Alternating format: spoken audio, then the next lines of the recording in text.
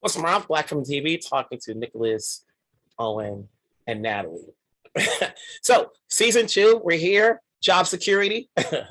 you know, that's always good to know.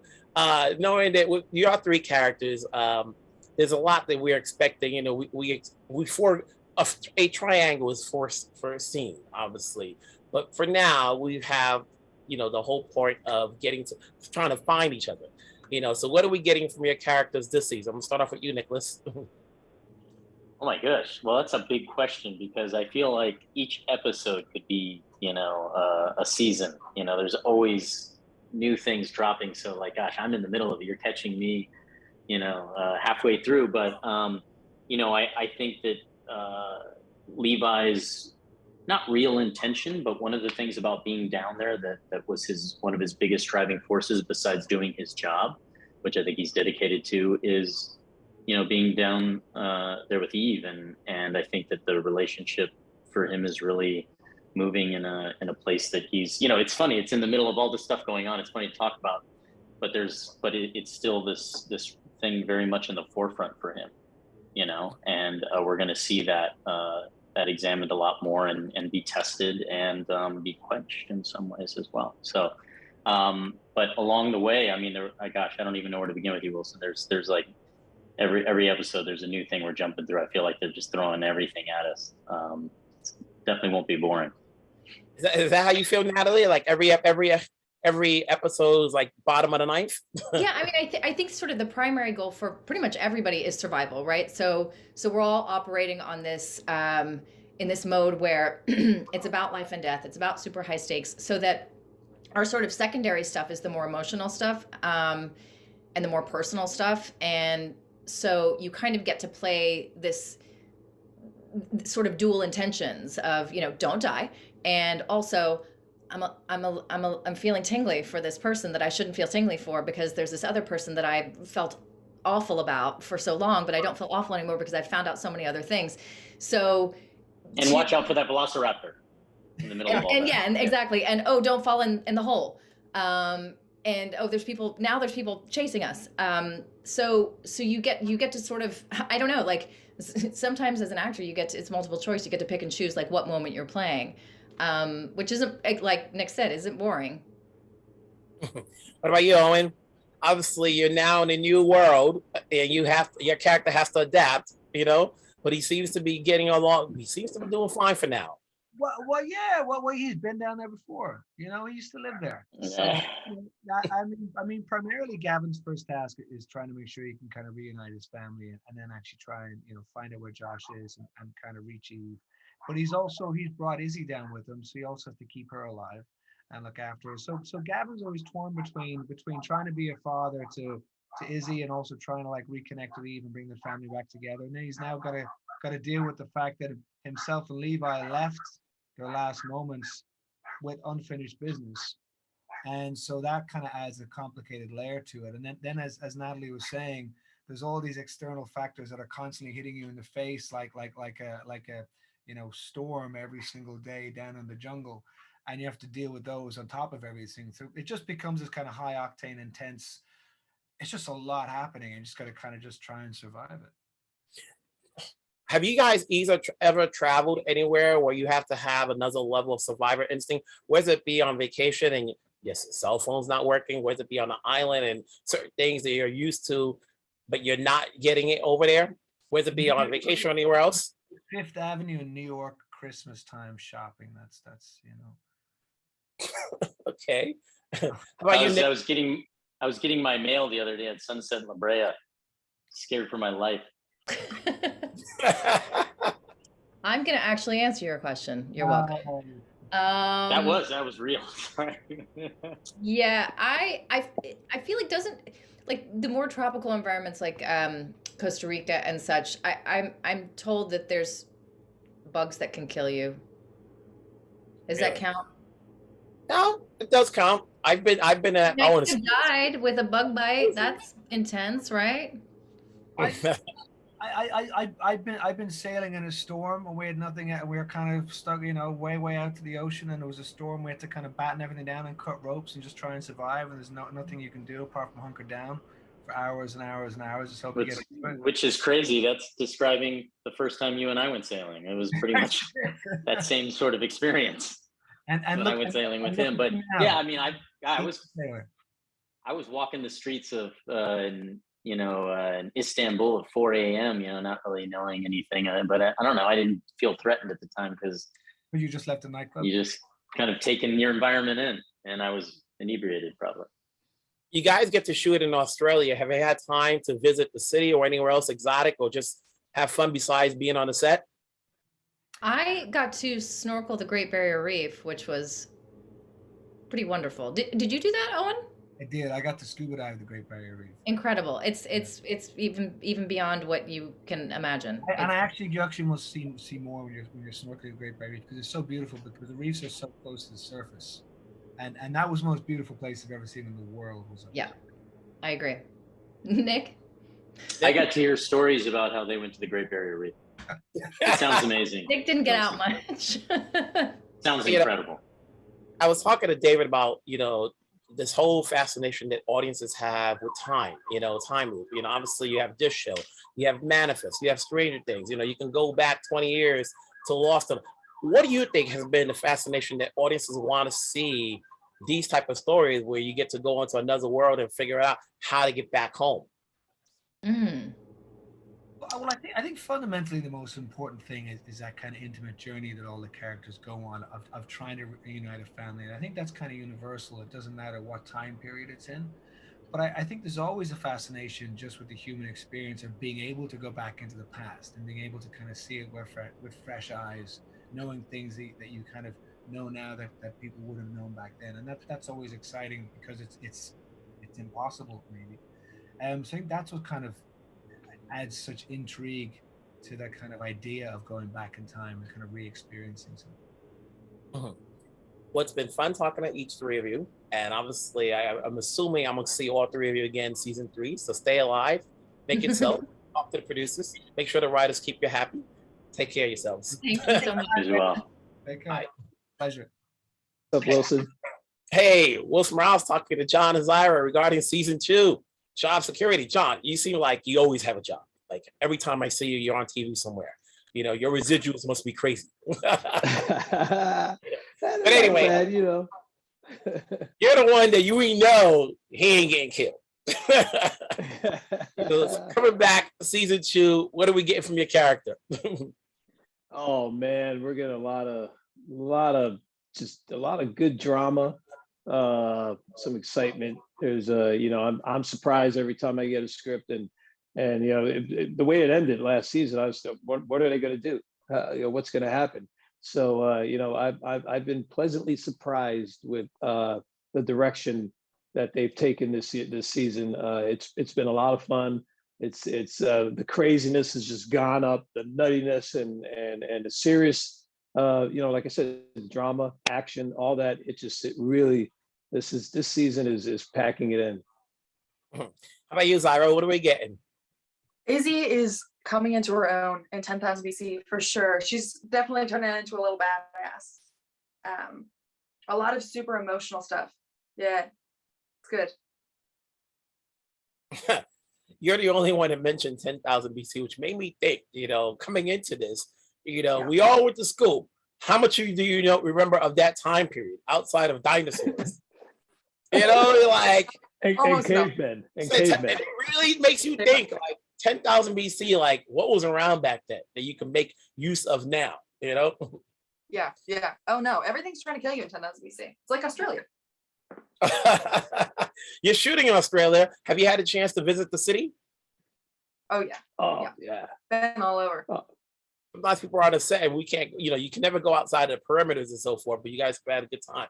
When you think about a show like this and, this time warp loop or whatever you want to call it, there's a fascination between, there's this show, there's a Manifest, there's a Stranger Thing, there's going back to Lost, and you can name countless others. What do you think is about this time frame that audiences like to see, in particular with this show, that they're fascinated watching it, that we're coming back to a season 2? Jon? Well, I would just think it's because of the mystery. Like you said, 10,000 BC. I don't even know from what I've seen, like, in the Flintstones. I don't know, some movies that I've watched, and cavemen, like you said, dinosaurs or whatever. So I don't really know much about it. So I think it's the mystery of it, and actually being, who doesn't want to go into like a time machine and kind of in safety go back in time and kind of just be like a fly on the wall and see what's actually going on. So I think it's, for me, it's the mystery of it that is really compelling. Mhm. And for Izzy, like when you're working on the show, and obviously when you do a series, every episode is different. Was it a different director or different writers and so forth? How have you, I guess, grown as an actress as you're doing every episode that's different and new? I think for me, it's been really, really great because every director has a different working style, right? They communicate to you in a different way. They want something different from you. And so to have to learn like on the fly, okay, this is how you want me to do it. And also everybody has so much knowledge to bring with them. And if you can accept that and learn from them, you're going to get a fair ways. It's been amazing. Mm-hmm. And Jon, like as I mentioned before, you've been on TV for a long period of time. You've done different series, and even coming back to this, what was it that had you say, okay, I can take on this project? Well, it's interesting. It's like I'm the old guy on set now, but this when NBC came to me with this, it was just, I'm coming off of a real heavy drama, Chicago PD, which is great. This is just so different, and I love being involved in things that are just so different and playing completely different characters. So it was just right off the bat. It's like, this is like, I really haven't done a lot of or any sci-fi other than 12 Monkeys. So this was like something that was just, sci-fi, heavy drama. To me, it's like the epitome of what Hollywood is all about. Big sets, a lot of special effects and green screen. So I like the character of Dr. Sam. He's it's kind of like a mixture of a few different characters that I've played. So it was just, for me, it was a no-brainer to want to be a part of this. Mm-hmm. And then when you're working with a large ensemble as this show is, how is it on the set? Obviously not every actor gets to interact with all the other people on the show, but how does that work out? Is there a time frame where everybody can get together and just talk before they go into their separate scenes and so forth? Zyra, you want to take that? Anyone can take it.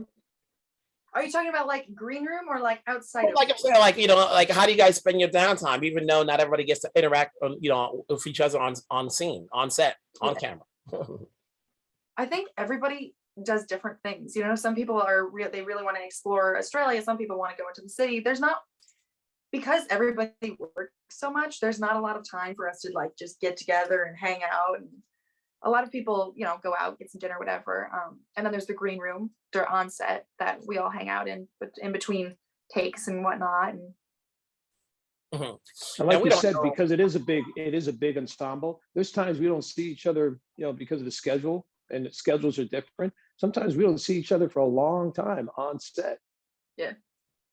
If you had to, if somebody were to say to you, we're going to dump you in a hole, you'll be 10,000 years going back there. Is there anything you'd like to take from this current world that will help you survive in 10,000 BC? A lighter, duct tape, and WD-40. Okay, a lighter's one. What about you, Jon? Man, matches. Yeah. Somebody said matches. Gun. yeah, right. Yeah. We got bullets. What would you say? A machine gun, lighter, and some cans of beans. Beans. Guys, it's been fun talking to you. Let's hope we can talk again. Season 3. Stay alive, keep around, and wherever you're at, stay safe. Thank you so much. Thanks. Well, tomorrow from Black Women TV, talking to Chiké and Tonantzin regarding season 2. Hey. We're here. Job security is the first thing that comes into mind. So obviously, as the remaining survivorless survivors on this show. What do we get in season 2 from your characters? Like obviously with your character Chiké, he's got a new sense of living. How much more can we get? Oh, a lot more. And it's really nice to be able to start the season in a different place for Ty than he'd started last year, and for the group as well. There was this imminent danger because we didn't know where we were in the first season, and now we've kind of gotten a bit used to our surroundings and trying to work out how we can build a society down here. And then of course there's this wonderful burgeoning love story developing between my character and Tonantzin's character Para. So there's lots of stuff to get our teeth sunk into. Is there a little bit of mystery to Para, or is it what we're seeing is all we got from her? Well, definitely from season 1, there was a lot of mystery. I think a lot of mystery with Para and everybody from the fort, the whole, all of the fort scene. This season, we will be seeing a little bit of her background, and some of that background is definitely going to come into conflict with Ty and Chiké's character, and her leadership role as a leader of the fort will definitely be challenged by the needs of her people and the needs of the people from the clearing, or the sky people, as Para would call them. Ty worries me a little bit at times. Sometimes he has too much of a conscience, He's like too good, yes. Like a hall monitor, like, come on, Ty. You're only brother in the show. You would think you would have a little bit of more, of commando lifestyle leading. That ain't the case with Ty. You're like, nah, you got to worry about him. Yeah, Ty's more he's the quiet leader leading from behind, I guess. He's a lover, not a fighter. It's a nice thing to play because there is so much conflict on the show. So it's kind of nice to be the quiet one taking notes in the corner. As actors, when you're on a series, and obviously when you're working with different producers and directors and writers per episode, you have a chance to grow because your character changes. How would you say your skill set as an actor has grown while doing the show so far? I'll answer. The opportunity to be a series regular is definitely golden for an actor. So I think I'm really grateful for this learning curve that I'm going through as far as an actress, and just for the opportunity that we've been given. It's really great. What about you, Chiké? Number of shows, Yeah, the biggest thing for me is learning how to act warm when it's really cold. Having said that, when you decided to take on this role, and every actor, I say, there's got to be a little bit of themselves in the character they're playing, especially when you're playing, whether it's a series regular or recurring, you're playing the same character for a number of episodes. What part of the character traits are you? Chiké? How about you? That's interesting. Let's see. I'm the oldest of 6, so I guess I'm a leader in my family, and so she definitely has a lot of leadership qualities. Para does. She's also very empathetic, and I definitely feel like as an actor, we have our hearts on our sleeves sometimes. So of course, you have to be empathetic when you're an actor. So I would say those two qualities. What about you, Chiké?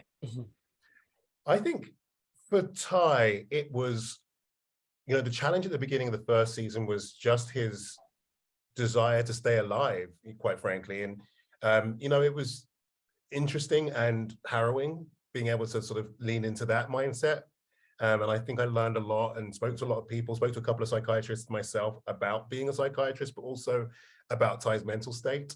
And then, he's got lots of things on his shoulders. He's got this brain tumor, and, speaking to people who have had terminal illnesses as well has been quite a challenge, but also a real privilege to be able to listen to people's stories. And so part of my joy and my challenge as an actor is to try and portray that correctly.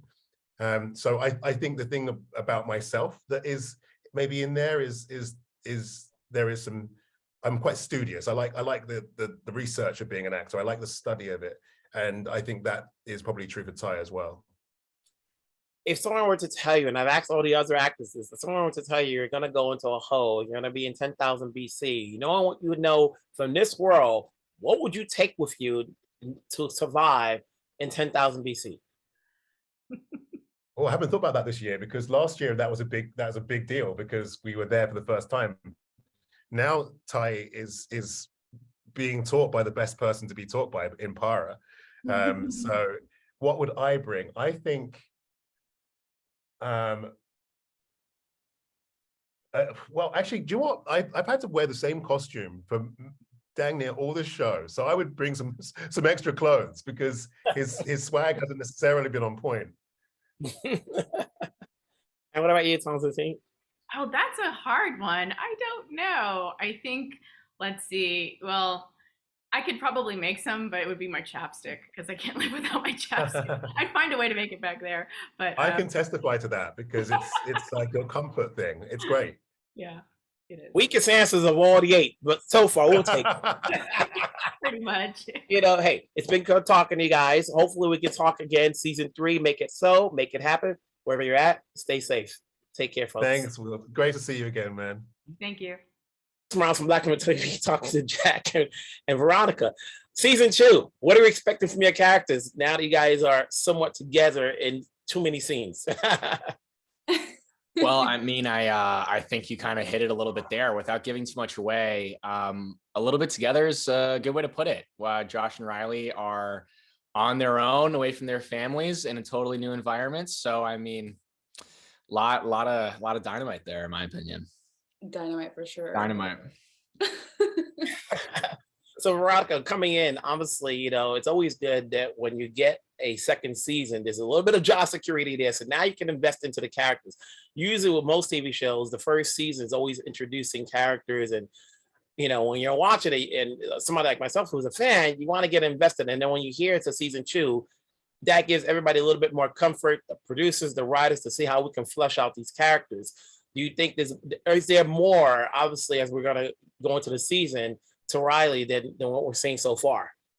Yeah, absolutely. In the second season, because Jack and I get to go on our own little mini adventure, we get to see both Josh and Riley as independent characters from their parents. So there's a lot more being fleshed out with the two of them, and also their relationship gets to really grow. So it's exciting to see. You know, coming into this, you know, since we didn't talk through the first season, how would you best explain the characters in terms of being lost in a civilized society from yesteryear, I guess, when you think about it? Jack?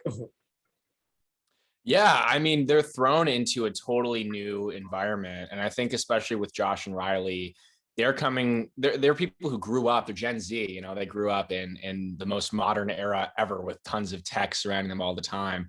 And then they're thrust into an environment where they have none of that and they have to learn how to survive on their own. I think Riley's in a little bit of a better position than Josh because her dad's a Navy SEAL and has been teaching her a lot of survival skills. I mean, Josh's dad is in the Air Force, but I don't know if he was teaching him quite as much. But, you know, he's getting there. And they're in a position that is really rare, to say the least.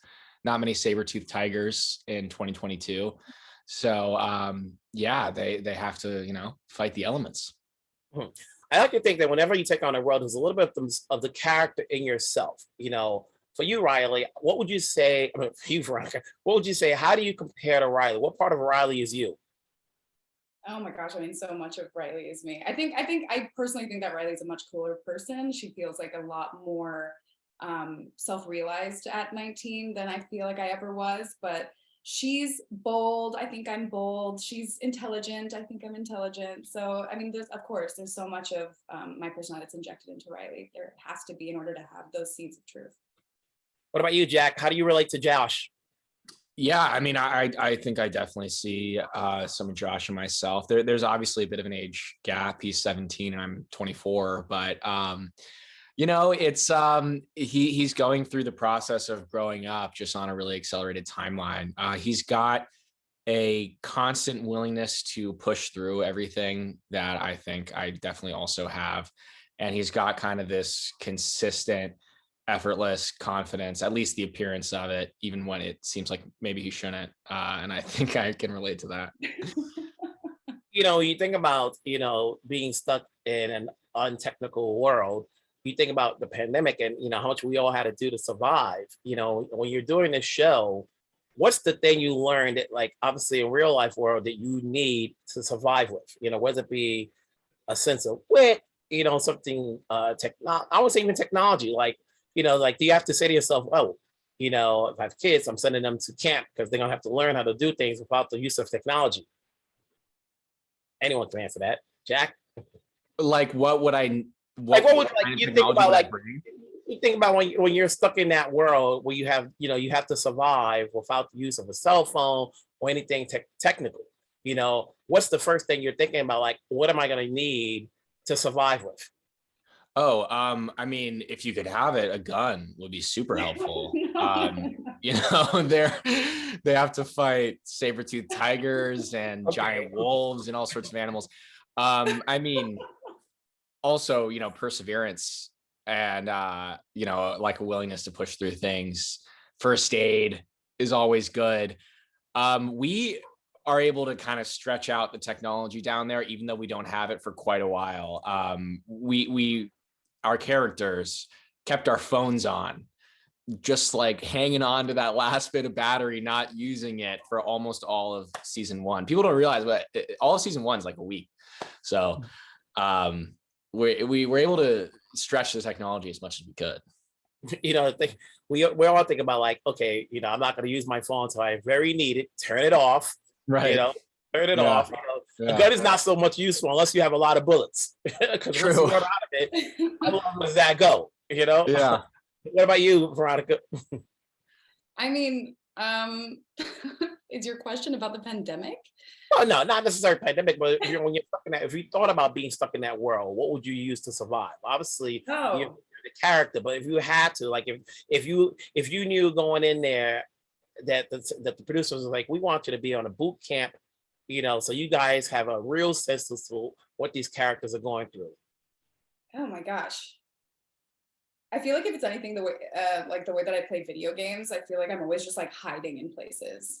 That would be my number one skill, is just like digging a hole and covering myself up and hiding from anything. I'm really good at that.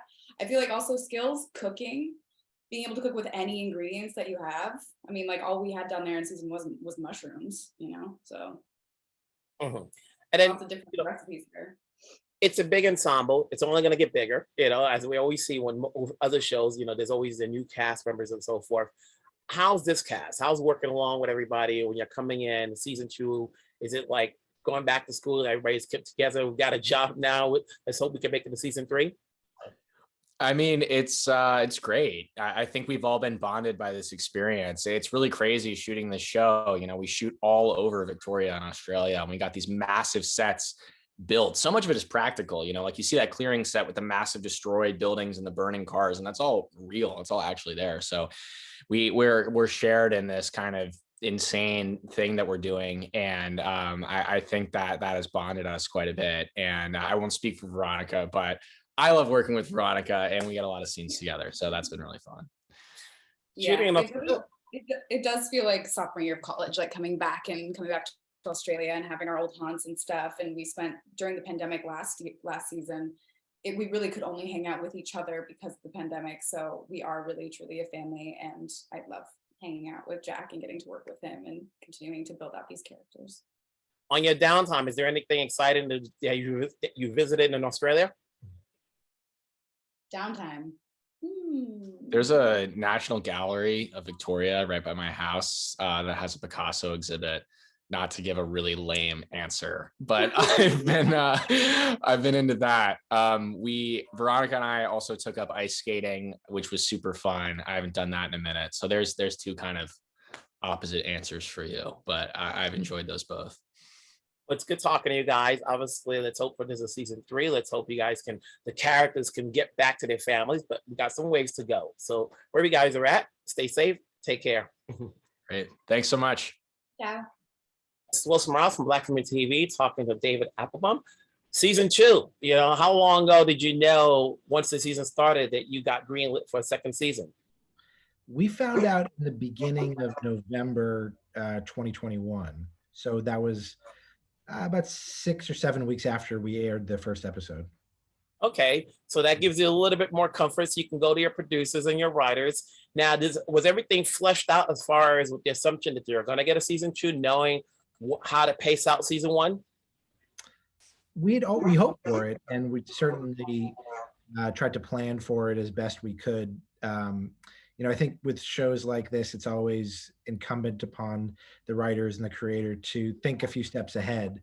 Because what you're setting up in season 1 is going to pay off in season 2 or 3. So we've always had certain benchmarks and places that we know we'd like to bring the show. So there was definitely a lot of thought given to season 2 before we got the pickup. But once we knew it was official, then it's the devil's really in the details, and that's when the hard work really began. Is there an ending game? Obviously, as we go into season 2, there are more characters, there's more mystery. You can keep going on and on and on. Is there an end game that you see in sight, or we can keep flushing it out? I do have certain things in mind where I'd like to bring the show ultimately, but I think this is a kind of show that we want to leave open to possibilities of expansion and going in new directions that you never might have imagined. I think it's a show that, has the potential to have a really long life.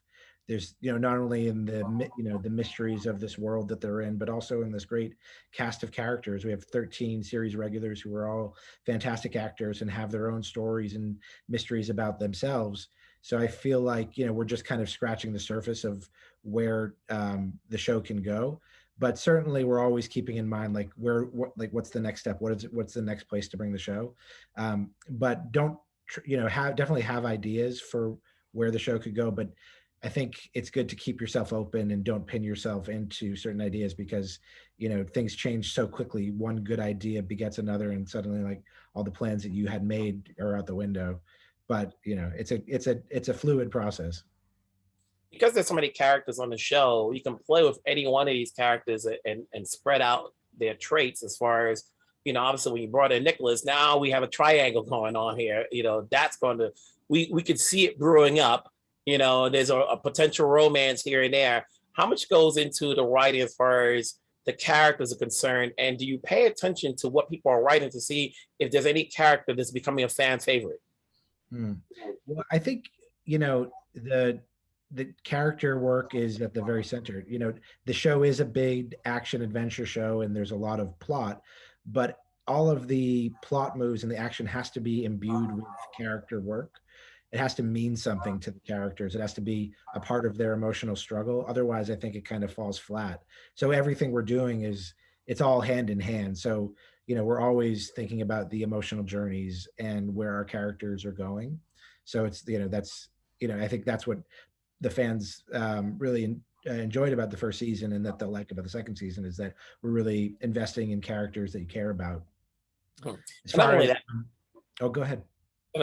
Not only that, you also have animals. You need your script supervisor to make sure that you have the right animals because of the time period.